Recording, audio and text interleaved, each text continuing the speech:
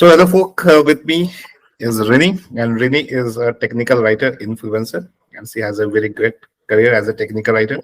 So I'm going to ask a few questions to her, and she is inspiration for new technical writers, millennial technical writers, I will say. So Rinni, stage is yours. So can you tell us about yourself, like your initial school days, your journey as a technical writer? So I I am from Dharamshala, place in Himachal Pradesh. I am born and brought up over there, and my schooling was also from Dharamshala. And so till 12th, I was there, but then I moved to Ambala for BTech in computer science engineering. I did that, and so it was during one of my campus placement that I got job over there. It was with Genpact, but then I accepted the offer letter, but I came to know later that it was for voice and accent, like it was a calling profile. So I accepted the offer letter, but I didn't join because I knew that this is not the thing that I was ready to do, and I was in second year of engineering. Uh, by then, I realized this that I wanted to be a technical writer. So in second year of engineering, I got to know my interest and passion, and that also I came across Tom Johnson's blog on I'd rather be writing. So that's how I came across this profile, and then I searched through it, and then I read about it. Like most of the things I got to know from Tom Johnson's blog only, how I could start and what should I do to enhance my skills. And plus, I was computer science graduate, so I knew that somewhere my programming knowledge and my expertise in technical side will pay me in long run, and that exactly what happened when I got my first job. Now that's an interesting story altogether because in my career social media has played a very important role, I would say, because I got my first job through Facebook.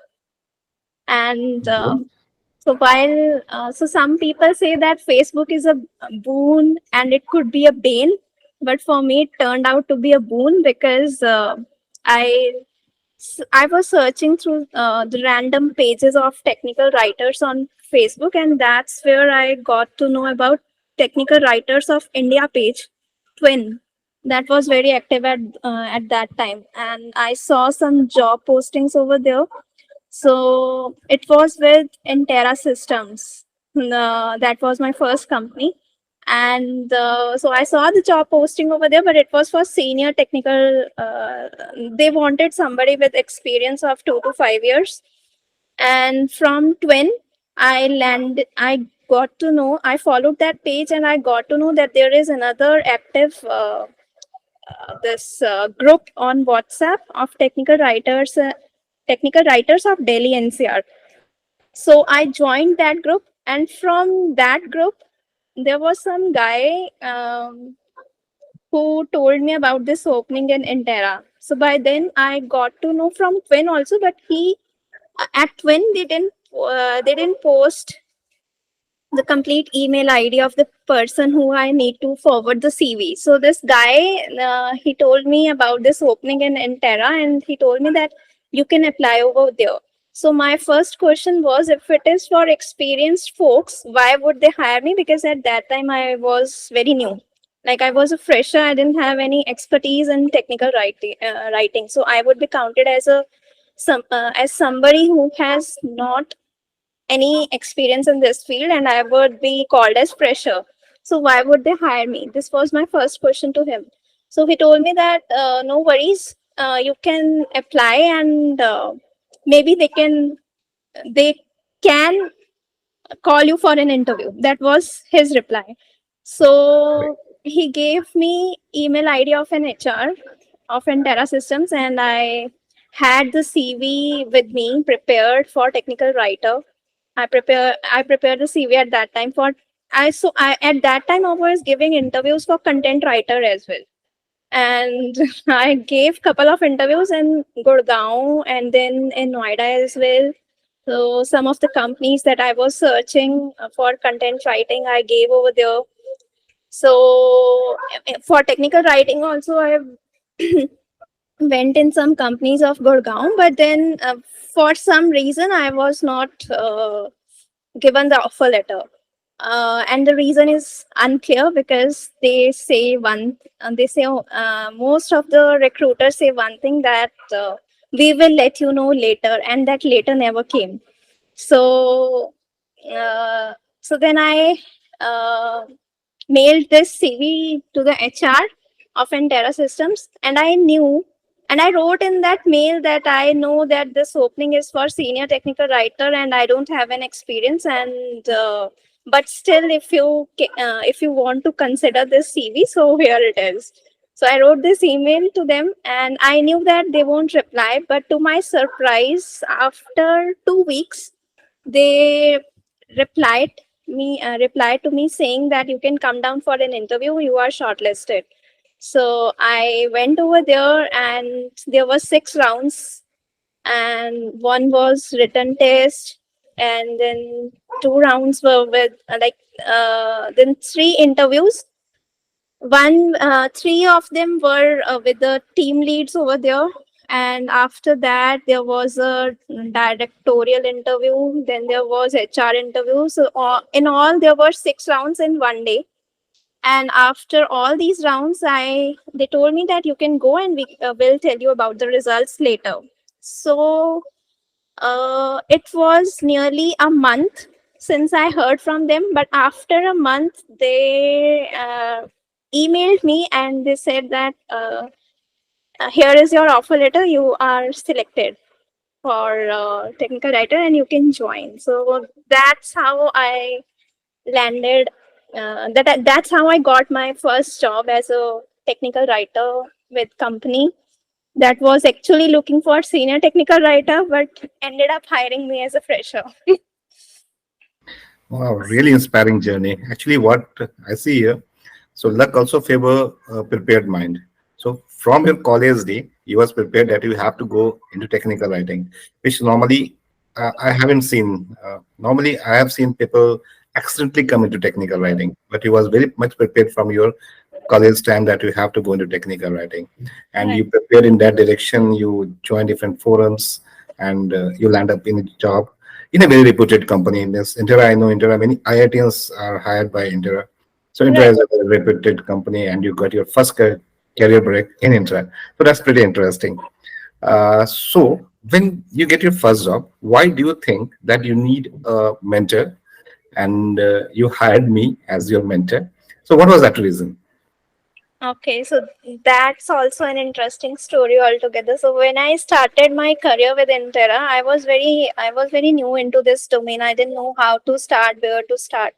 Like I knew half of my dream has have been realized because I always wanted to do this, and this is not by force. It's by choice and by will. So somewhere I knew that it's been done, but now what next? So this somewhere back of the mind, that was a phase where I was just coming out of the college and I didn't know anything about how corporate lifestyle is.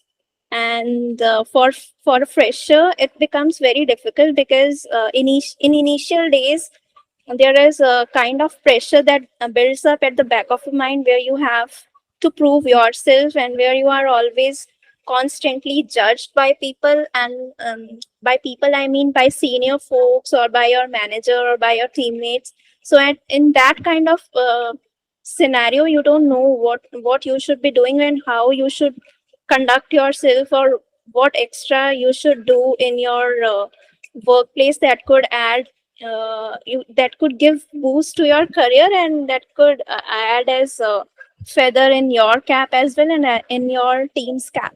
So um, just sitting back and knowing that my manager will tell me everything, that was not a case. So that's where I knew that I should look out for a mentor who can guide me how on this journey in professional life, as well as in somewhere in the life ahead as a technical writer.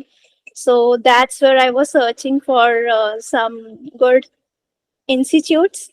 So two of them I found. One is very famous. One was very famous, and it is still. So that was Technorites. But some I did some research and found that it is not that useful, because they just give course materials and they don't take one-on-one sessions. So then I founded your institute, and I read through your through the testimonials of your old students, and I even contacted one of them, and when they told me that it's the good thing, and plus I read the reviews about you and your institute, and so that's how I uh, joined your institute. And since then I was connected with you, I still am, and I'm glad that I found you as a mentor. Thank you, Rini. And I think it is almost 8 year now. Yes. Okay. So what again I'm learning from you, that invest in yourself. I always keep on saying this in my careerpreneur classes, that we should invest in ourselves. Even you got your job, very good job, then also you invest in yourself. This is also a message which I want to give through you. Like we should keep on learning. We should keep on investing in ourselves, whatever we can. Like we should not get stagnant. So that's good, interesting. So what is the major challenge you face as a technical writer? As a technical writer, one major challenge is that we ourselves don't take our jobs seriously, or we don't take technical writing seriously. So we have a kind of laid back attitude. With we as in our whole community, I would say, our whole technical tech writers community. We think that this is just a random copy paste job where we expect people to provide us inputs, and we will just paste it over there and we just produce a document. So our mindset is such. So that is why other people of the same organization don't take us seriously, and this is the same story happening with almost every organization. So I would just say one thing, that we should start taking our jobs seriously, just the way developers or testers or any other folks uh, take it. And we should tell them that documentation is not about copy pasting, it's more than that. And it is actually more than that. It is not just copy pasting, because in my career, I have hardly gone to developers or testers for inputs. I almost tried to configure their environment on my system, and I had worked like them and then produced the documentation and then asked um, and then provided that document to the review, instead of waiting for their inputs and then pasting it and then producing the document. So we should also take initiative from our end. Right now, that initiative is missing, and we kind of just sit back and wait for the inputs to arrive. So that is one thing. And the second thing is that some people, I have met many people, and I just ask one thing: is it really the thing that you want to do? And people have not addressed that question properly. And the answers I heard were very interesting. Most of the answers, they are like, we didn't want to do it, but then we ended up doing it. It's like it was mostly it was a forced answer, I would say, not by will, not by passion. So when there is no passion, there is no will, and it's a forced choice that you make. So that itself is, that has no interest. That job is meaningless if it doesn't have any will, no passion, no dream. So that is just I would say we are just minting money and we are not getting anything out of it. We are not seeing ourselves we seeing ourselves grow in our career. So that is one thing. And this is a story of, I would say, every person who is a technical writer. So I would say out of 100, just 10% of the population is actually knows what technical writing is. Most of them doesn't know what technical writing is, but they are doing it because they want to do something or the other. So that is also one thing why we are not taken seriously by other people. Good suggestion. Thank you, Rini. So, what message you want to give to the women who want to get into technical writing? Women, as in working women, or those who have taken sabbatical. Those who have taken sabbatical, or so, how is technical writing career for women? Especially, I want to know. I would say that you should keep, even if you have taken sabbatical, you should keep reading something about around the writing industry. What are the trends that are coming up, and you can always learn new skills and new trends. The trends that are coming, you can always learn those. If, for example, there is some new tool coming in the market, so you can always explore that from your end, and you can learn that tool and you can add it in your resume. Other thing is that the best thing I would say is to follow Tom Johnson's blog, because there is everything over there. It's like a Bible for technical writers. Whatever new is coming up in the technical writing market, it's there in his blog. Like even this chat GPT, when it is very famous and popular among folks right now, but if you open his blog, he has written about it in his blog, and even on the everything around that, he has given his take, he has given his suggestions around it. And not only for chat gpt, but for all, for that matter, all the latest tools that are there in that we do work on. He has written something or the other on all those tools. So his blog is a good starting point for anybody who wants to take his or her career ahead, or who want to resume uh, their work after a sabbatical, or like I would say his blog is a Bible for technical writers. Yeah, thank you. I completely agree with you. So, I also follow him. So, what do you think? Like, where technical writing will go after this chat GPT? After this chat gpt, Yes. I see that I could foresee a serious threat to our community, because right now the threat is on editors and content writers and even the school teachers. But 10 years ago, 10 years down the line, nobody thought that chat GPT could replace them. Who knows, 10 years ahead, we would be talking that we are replaced. So upskilling is the key, and I see some really I see the potential in chat gpt, that it can be a good replacement for tech writers or for writers on whole, because I did some research and found that it is very efficient, and it has it has that potential to replace tech writers. So unless we break our comfort zone, and we if we stay in our comfort zone, then definitely we won't survive, because AI is taking over, and with AI we have, if AI side is getting evolved, we have to get evolved as well, because at the end, the one who will be evolved will only stay. That's what it is, Correct. and So, we should accept it. yeah, one of my video I have talked about that, right? Because we will have to up a skill if we want to fight, because technology will be always there, and Right. so we'll have to upgrade ourselves. It is not that we will be replaced. Of course, our job will be there. So we'll be doing something other. Today the kids who are going to a school, they don't know what kind of job they will be after 20, 30 years when they will come out of the school. The same thing with us, because when we was in school or college, we were not aware that we will be a technical writer one day. So when technical writing was not existing that time, almost in India. Uh, so now There's a lot of hypes around tool, learning tool among technical writers. So how do you see that? Learning tools, learning new tools. Right. So there is Uh, a it's very hype. Like when newer students come to me, he said, "Do you teach this tool, that tool?" So for beginners who want to get into technical writers, how much tool is important for them?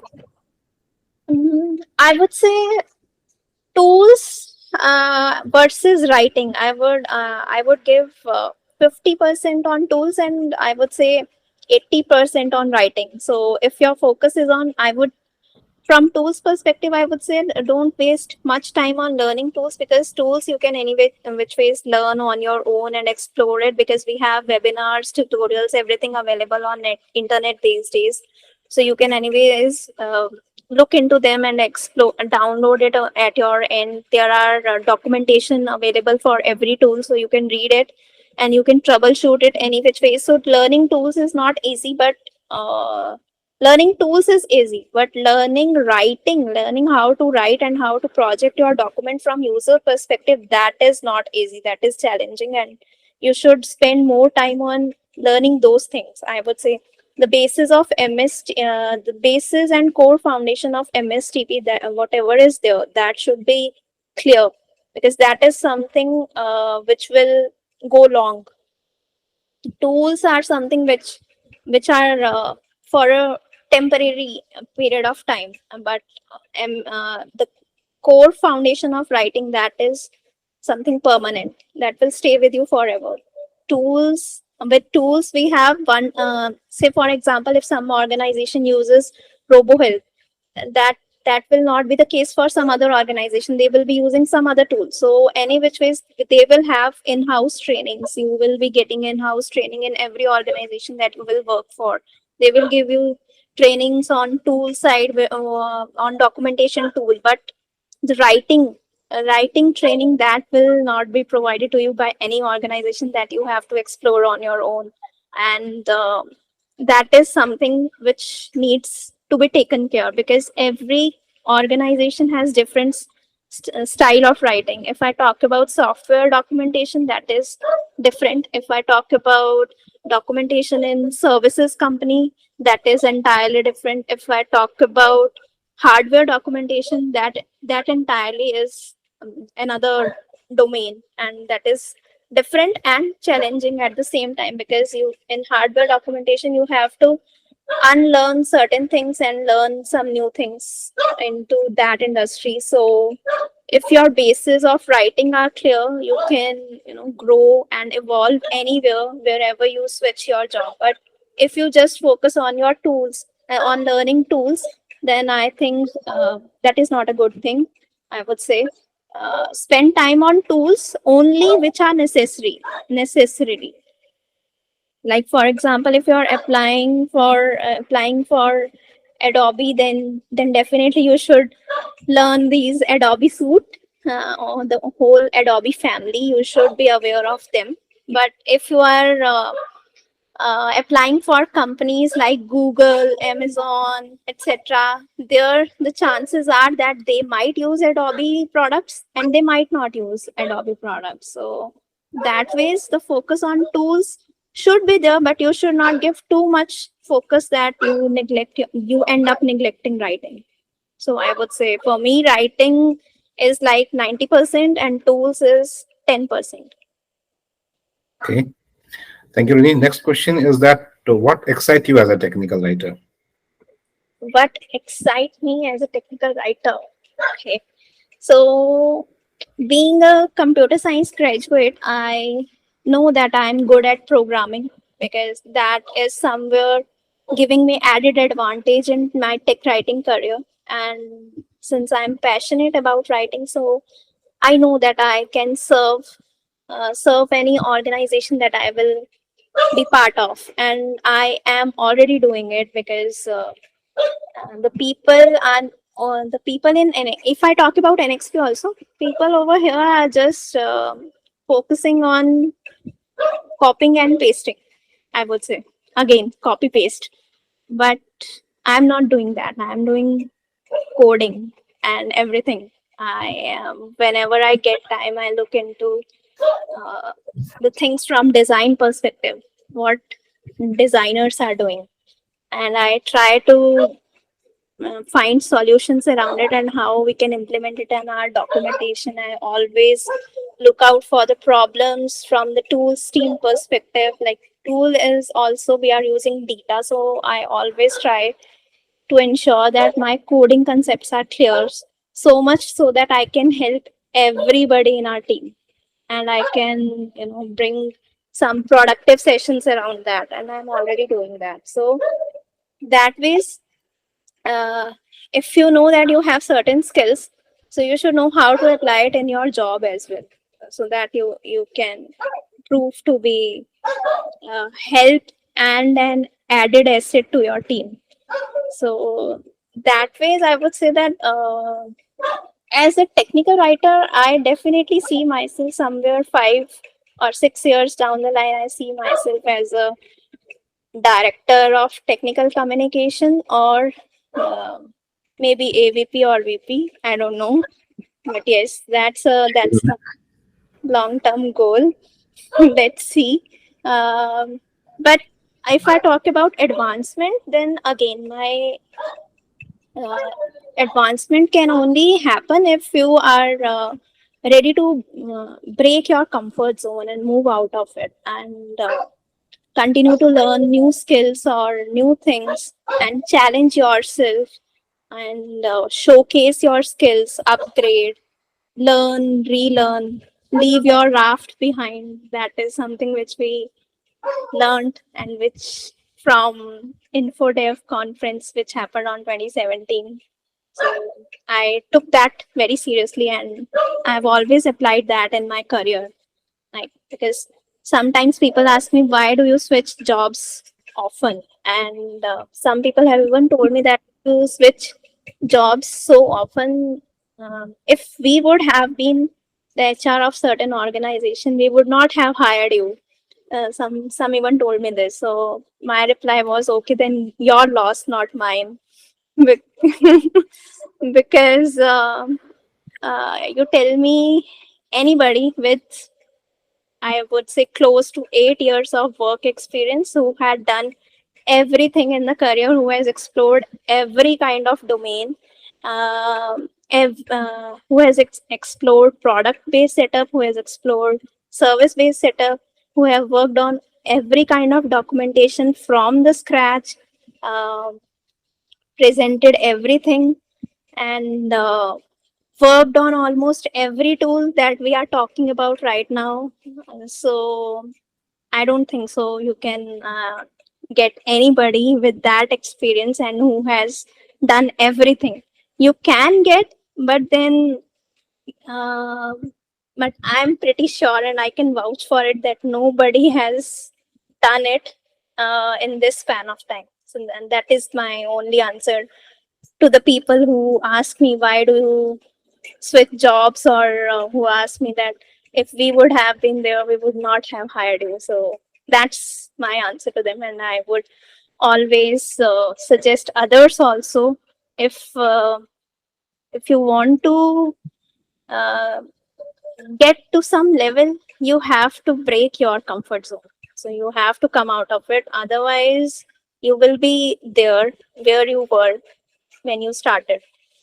Yes. So loyalty is a thing of past now. Right. Oh, sorry. Loyalty is thing of past. Right. Yes. So yes, it's time to learn and earn. Both the things should go parallelly. I firmly believe in that.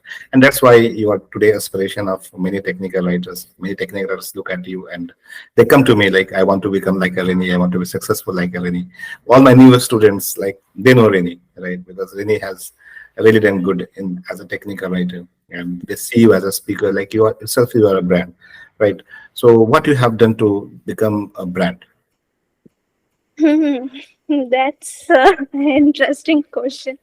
That journey also started with you only, I guess, because you were the one who pushed me into this STC conference. I remember in 2015, I started off as a speaker with STC, and you were the one who gave my name.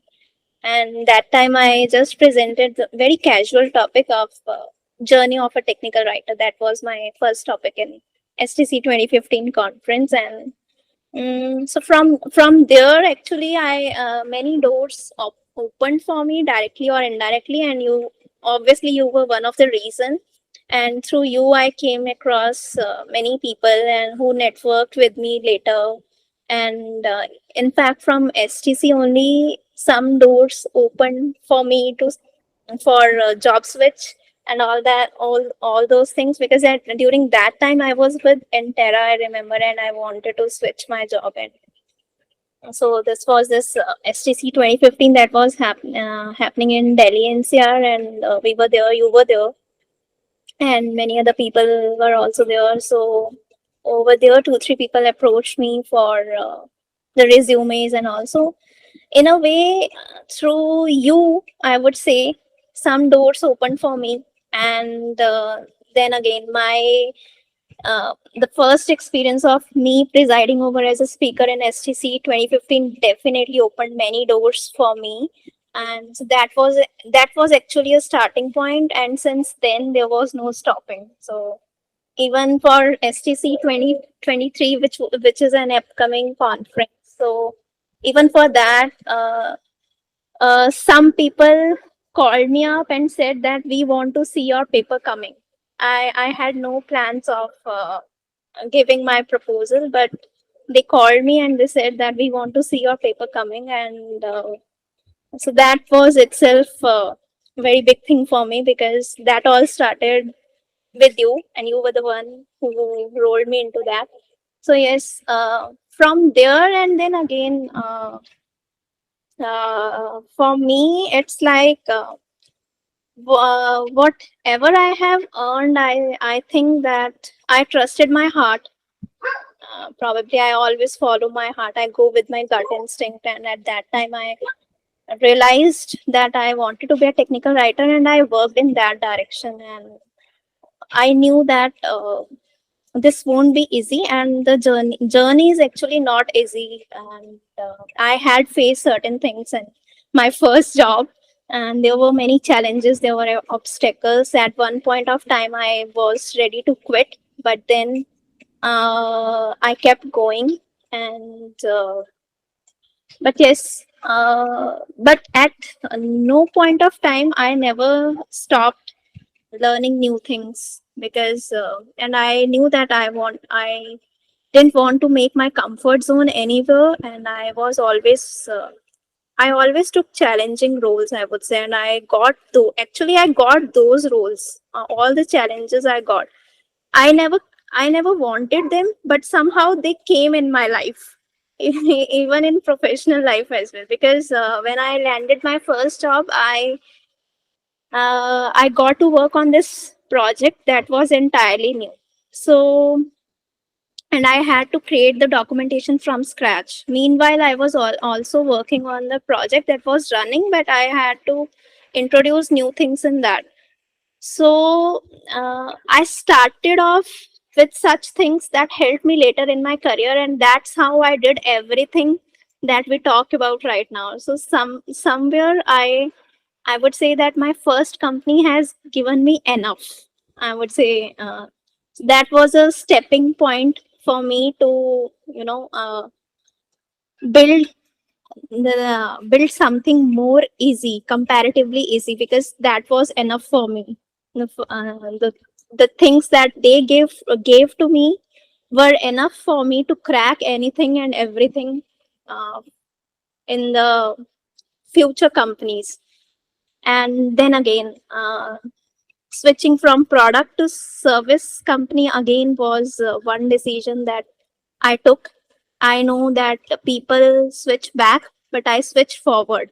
I knew that this is this would again be challenging, and it was, because it was entirely different. How it is in product base is entirely different from in service base. So from but again, in service based also, I learned many new things, like how to work on estimations, how to lead the team, how to in fact, most of the new things I learned over there. Yes, I apart from technical writing, I learned instructional designing also over there. How to do voiceover, how to do voiceover in Camtasia, how to do voiceover in Captivate. That is something new which I learned in Cognizant. And then when I switched from Cognizant back to, I think back to Pfizer, yeah. So then again, this was again service based to product based switch that I took. That again was a challenge because at that time I knew that this again will be challenging because the domain was something different. It was into fintech, and I am somebody who is bad at finance, and I am not good with numbers. So that move was again a challenging move that I made. And but Cognizant experience, the experience that I had in Cognizant somewhere helped me in Pfizer because they made me uh, at that time they made me documentation lead of entire East Pacific, East, they call it EMEA region, East, Middle East, and Asia Pacific. So I was doc lead over there of that particular region, and I had the team under me. There were 3-4 people who we were working very closely, and we had this documentation needs. So we used to release everything before the committed date. So that phase, the things learned in Cognizant helped me a lot. So that's how I, and at no point of time I just focused on my job, but I tried to explore certain new things and applied those things in my job itself. So that helped me and my team as well. So that's how I grew, and that's how I started. Good. So, what is your hobby, Rini? Let's change the divert the topic. So, what is your hobby? My hobby. Yeah.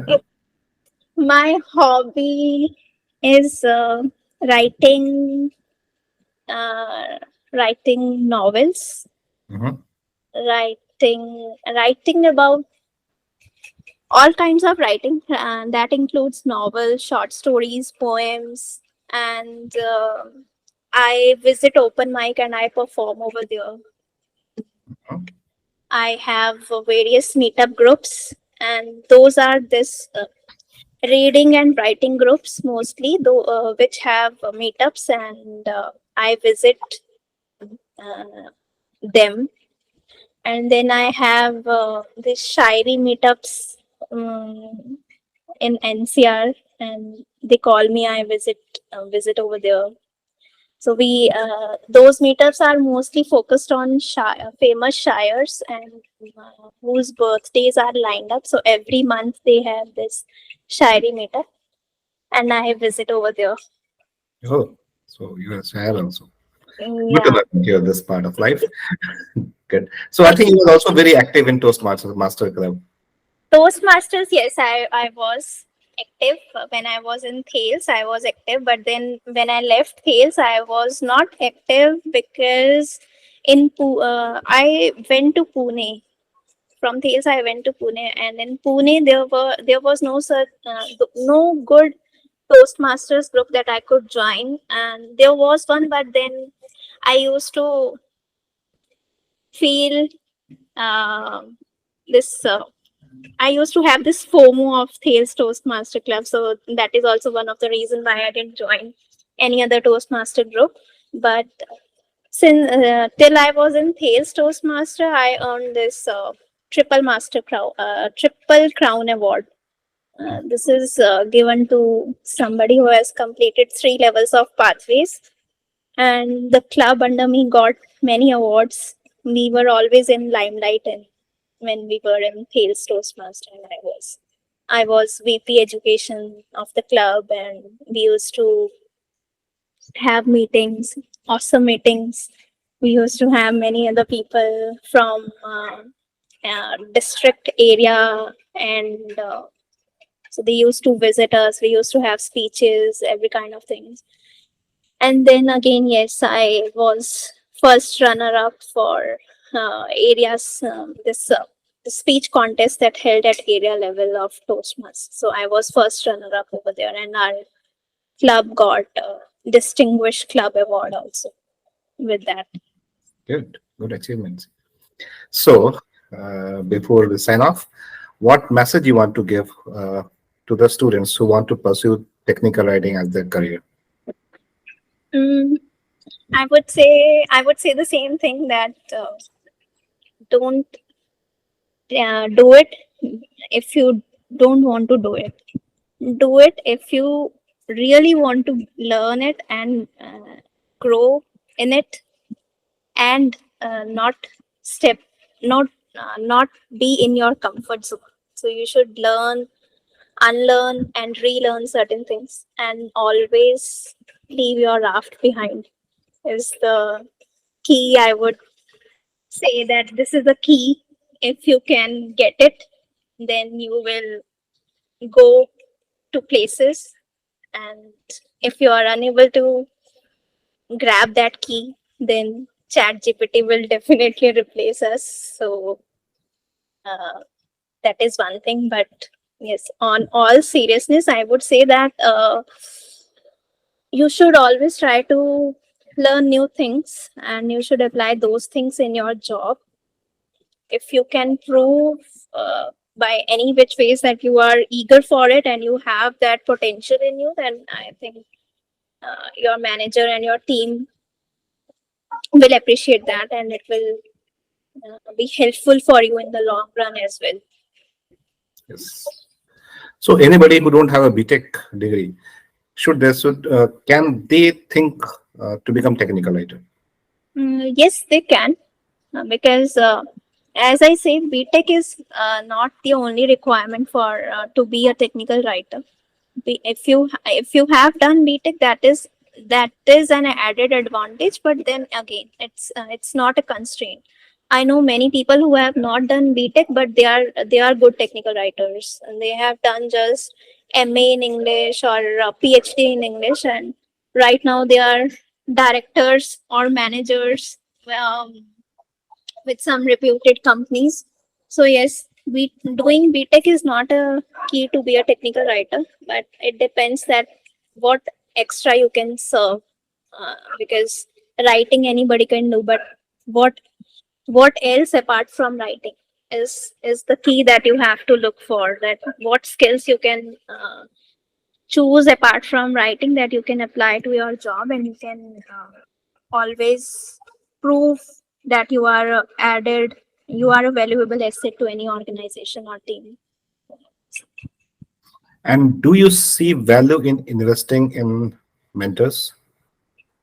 Yes, if you get the right mentor, then obviously it open many doors for you, like it opened for me.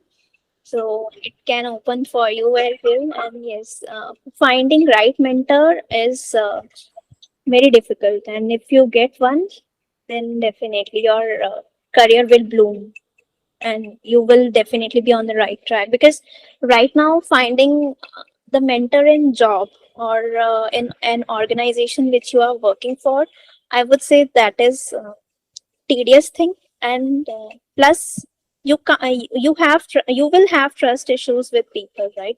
So that ways finding mentor inside workplace might not be easy, but yes, finding it outside, if you can trust somebody, then definitely it will help you, and it will only grow you and evolve you as a writer.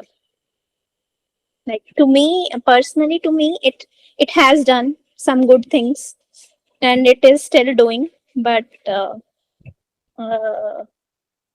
and I have become very calm, because when I started off, I used to be very impulsive, but then I realized that some things should be ignored, and Yeah, this I learned from you only. I remember those.